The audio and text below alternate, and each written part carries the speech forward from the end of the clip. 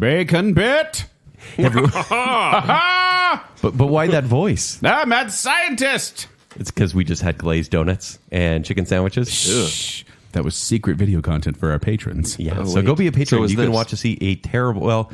This is a BaconBit. Maybe terrible. I thought it was a BaconBit. Maybe delicious chicken sandwich. No, it's a BaconBit. Stop eating. Okay, I'll stop eating We chips. eat on BaconBits, not BaconBits. You know Jake burps and eats on BaconBits, right? Yeah. No, BaconBits can... I'm just confused. Where are we now? I don't know. Okay, so... welcome to the BaconBit. Can I finish the other half of this chip? That's really the question. Just the other half? See, it Are feels, you like, compelled? it feels like a BaconBit now. No, but it's not. Listen, regular listeners, we have BaconBits, and they're delicious. Now we're just pitching our delicious bacon bits. Yes. Don't eat another chip. Oh, man. Okay, I'm going to push it away from me.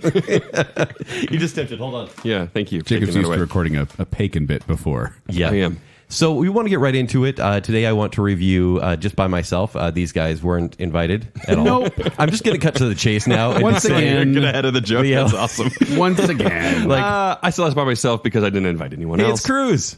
Hi, Cruz. Oh, where's Cruz? Kent, this This isn't is a BaconBit. Also, hi, Cruz. So I went and saw This by yourself. this movie by myself. It's The Invisible Man. It's a rated R movie by Lee Winnell, who also directed and wrote Upgrade that came out 2 years ago that we all really liked. Yeah. It's a huge surprise. And then, he's been involved in a ton of stuff. Written and directed. Yeah, written and directed. Okay, so this might be good. Well, yeah. I mean, that's kind of his thing is he wants to be a kind of a creator for cult or fringe horror, or in this case, psychological thriller. Interesting. He got his start with James Wan back in the day doing Saw, and then has done a bunch of other horror films I've as seen well. Saw. Okay. You've seen Saw? I've seen Saw. Seesaw. Okay, so if you guys would like, I can get right into it. No. Let's talk about something else. Okay, let's Do it. Let's talk about Jake eating No, again. this is not a BaconBit. This is a BaconBit. So the summary is this, and there's some spoilers, but if IMDb is willing to give it, great. Doesn't Kevin Bacon have an Invisible Man one? Yeah, from, we'll get to that. We'll get to that. Okay. So when Cecilia's abusive ex takes his own life and leaves her his fortune, she suspects his death was a hoax. As a series of coincidences turn lethal, Cecilia works to prove that she is being hunted by someone no one can see. Listen, here's the question, though. Why is her name Cecilia? I don't She's know. breaking my heart. She's taking my confidence daily. Simon and Garfunkel references on Bacon Cell. So Elizabeth Moss plays Cecilia. Elizabeth Moss from Mad Men. Yeah. Mad Men. Mad Men. Isn't she A also the Handmaid's one that's Tale. also known as, like, being with Tom Cruise or something? Is that a thing? No, I don't think so. I don't think the star of Handmaid's Tale would join Tom Cruise in anything that he does. No, there was a thing. I'm checking. No, you can check it, but I think it's wrong. Pretending it's a BaconBit. So she is the lead of this movie, and she is basically this whole movie. It follows her, and being the Invisible Man, obviously there's another lead, but there's no one on camera. The guy, the titular Invisible Man, is played by a guy that no one really knows, but they've seen him on House on Haunted Hill. His name is Oliver Jackson-Cohen. He played Theo, the junkie, on House on Haunted Hill. Yeah, okay. Yeah, he was good. He was good, actually. We all really liked him in that show, right? Mm-hmm. Like he was kind of like the lovable loser. Yeah. Yeah. And he's now not. he's straight up abusive. What he's done at the beginning of this movie is he's a very rich industrialist. They don't really explain this all that much, and maybe to the benefit of the movie, but he runs an optics company. So he's basically a villain in one of the Sam Raimi Spider-Man movies. And so, okay, so a little corny, little cheesy, little well, hokey. like just the science behind everything. You're like, I'm not supposed to know how this works, just that it does.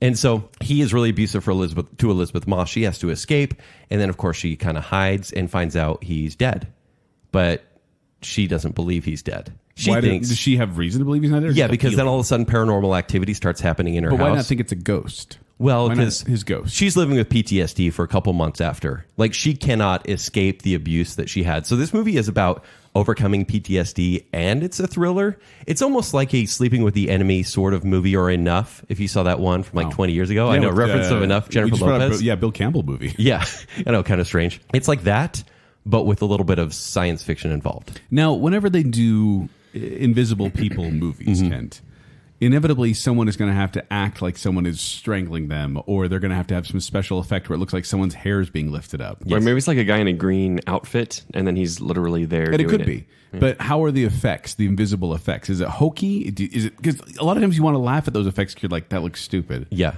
Like someone's, they're choking themselves. But There is a scene where she is attacked.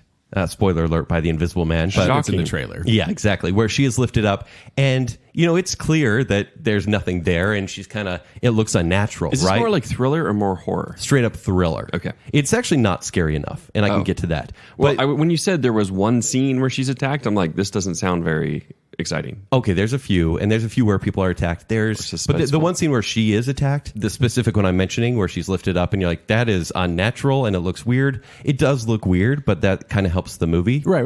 Like, that's the thing with horror movies. If you see something that seems unnatural, a lot of times you'll be like, ooh. And then near the end, there is a scene where many people are attacked, and it's very cool. Okay. You think of Daredevil hallway scene, but you can't see Daredevil, and people are just being thrown to the wall, or stabbed, or shot, or necks broken, or something like that. Wow. Yeah, so it gets... Is he like ex-Black Ops or something like that? No, but it doesn't really explain how this guy is so freaking tough. That would have been really easy to write in, honestly. No, what it does well is it kind of goes, just accept it. And you do, because so little is... you don't even think of plot holes because it doesn't even want to go there.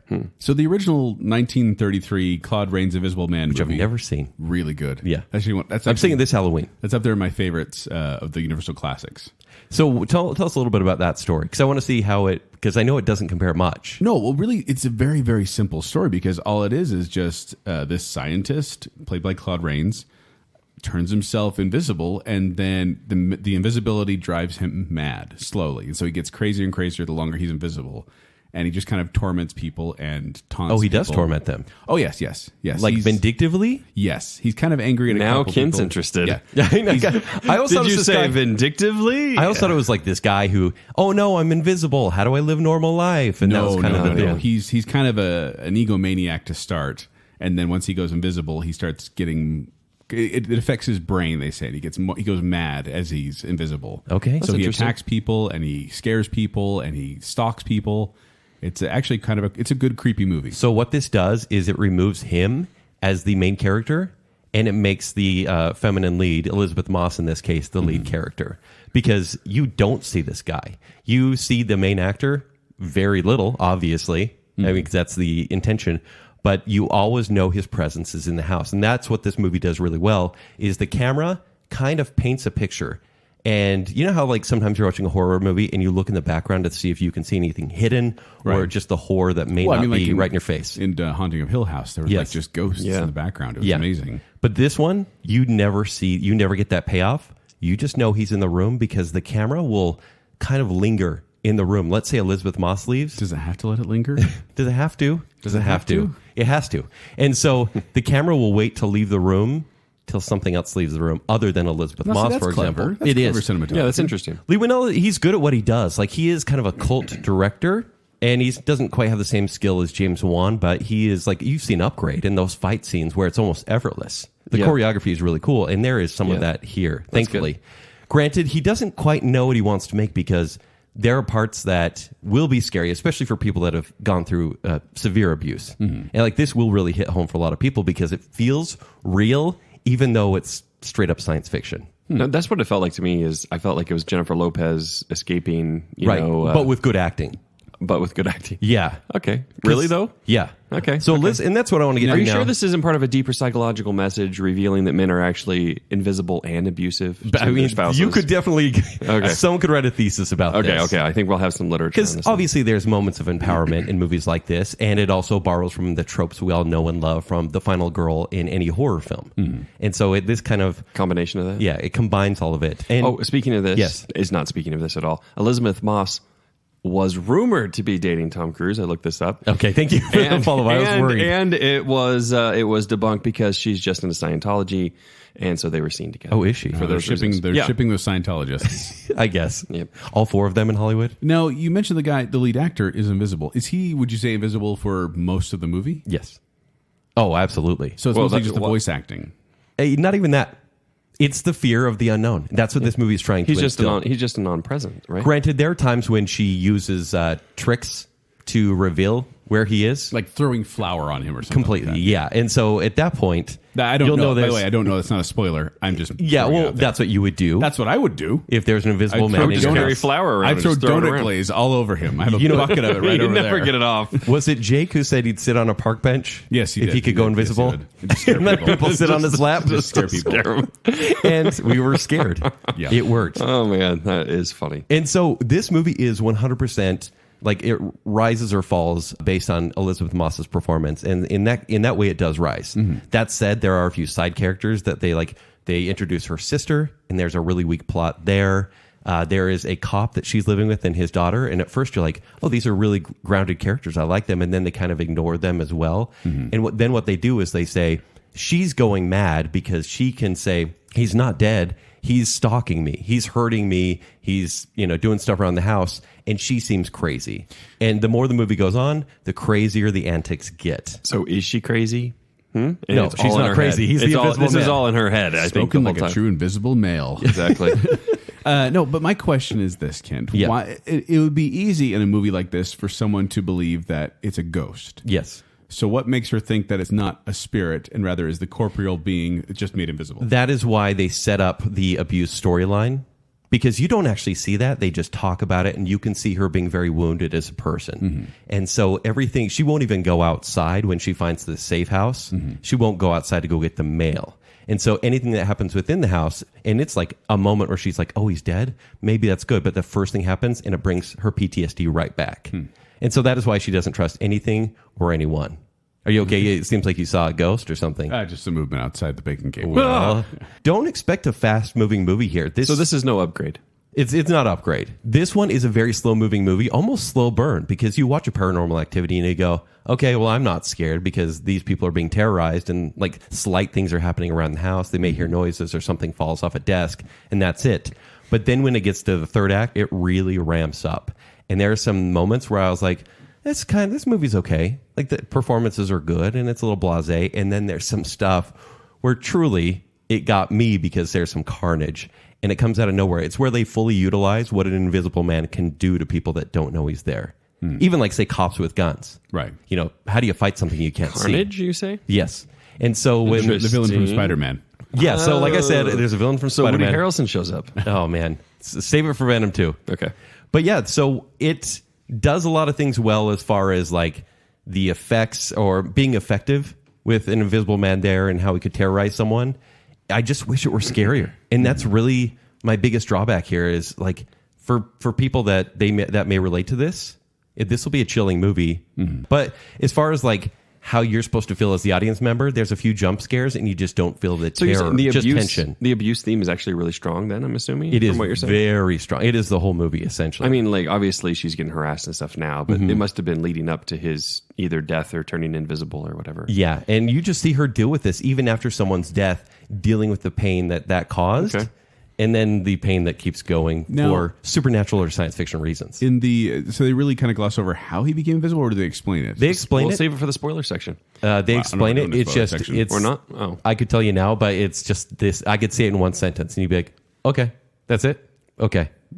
Well, I just mean is like in 'Cause the it old doesn't one, matter. In the old one, it's like, oh, I mixed a chemical, a formula, and that's what did it. And they just It's kinda not look at that. And then it's like Tom and Jerry when he Ooh, uses we can invisible narrow it paint. down if you keep guessing, though. Yeah, yeah. Invisible paint, like on Tom and Jerry when he just paints himself and he's invisible. Not that. Is it not invisible paint? Man, that's Is it where I was putting my organic money. or is it technological? Technological. So it's like an invisibility cloak. I don't know. Joel, why are you Stop asking it. for spoilers? What about spoilers? I don't. Yes, you You're do. going to have to Curiosity. cut all this. This is spoilers. Nah, we're good. This is less spoilers than I normally give. Well, it's not the spoilers because I never got it right.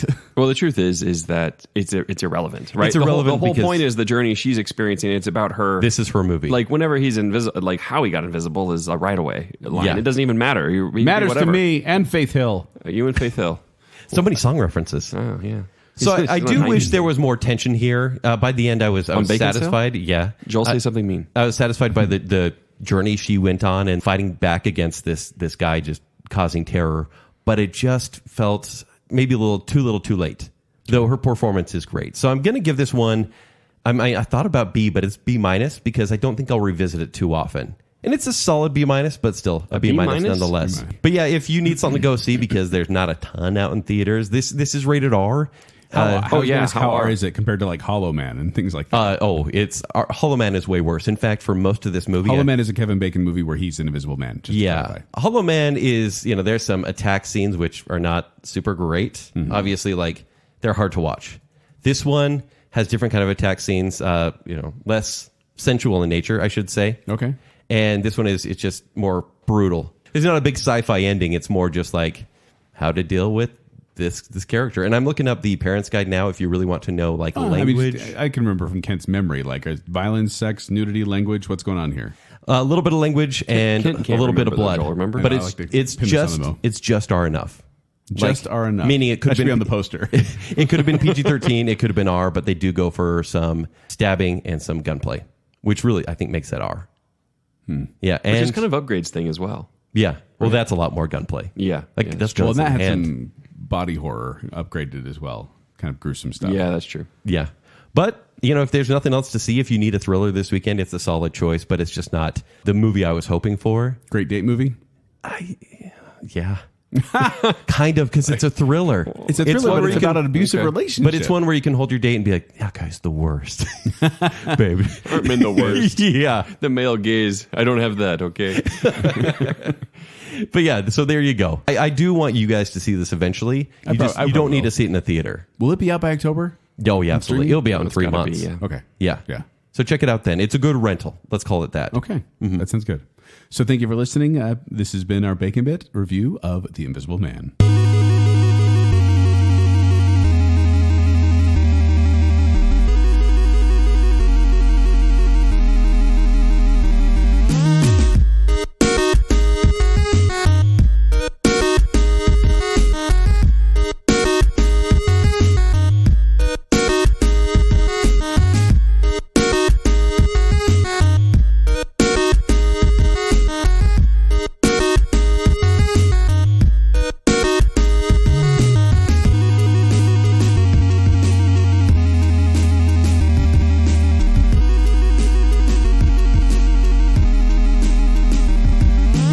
Pretending it's a BaconBit.